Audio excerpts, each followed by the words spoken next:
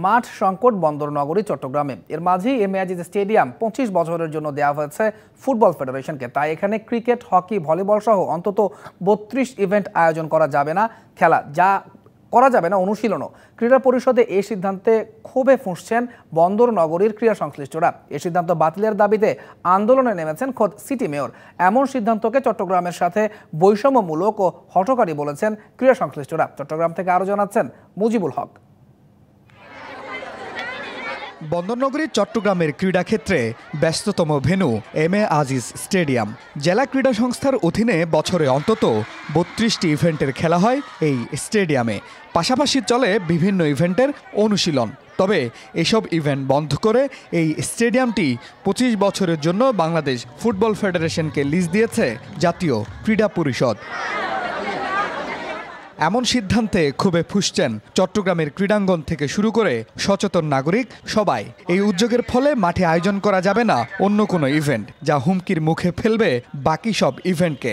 একনল hand wash 100% paraben free, তাই নিরাপদ হাতের জন্য আস্থা রাখুন একনলে। বাচ্চাদের খেলার একটা জায়গা, এইটা যদি লিজ দিয়ে দেয়, আমরা যদি খেলতে না পারি, তাহলে বাচ্চাদের প্রতিভাগুলো তো বিকাশ হবে না।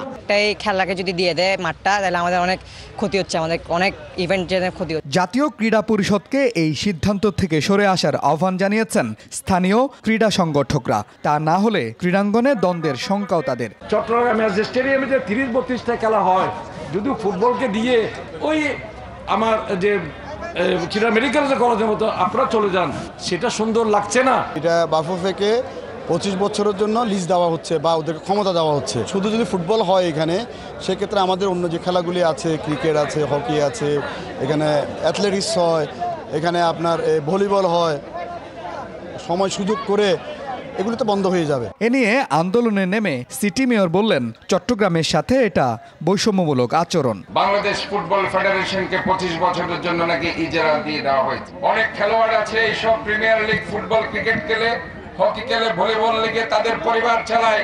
আপাময় জনসাধারণ এবং খেলোয়াড়দের দিকে তাকিয়ে এই সিদ্ধান্ত প্রত্যাহারের আমি দাবি জানাচ্ছি। চট্টগ্রামে দুটি আন্তর্জাতিক স্টেডিয়াম রয়েছে। এর মধ্যে জহুর আহমেদ চৌধুরী স্টেডিয়ামে শুধু ক্রিকেট, আর এম এ আজিজে ঘরোয়া ক্রিকেট ও অন্য ইভেন্টও অনুষ্ঠিত হতো।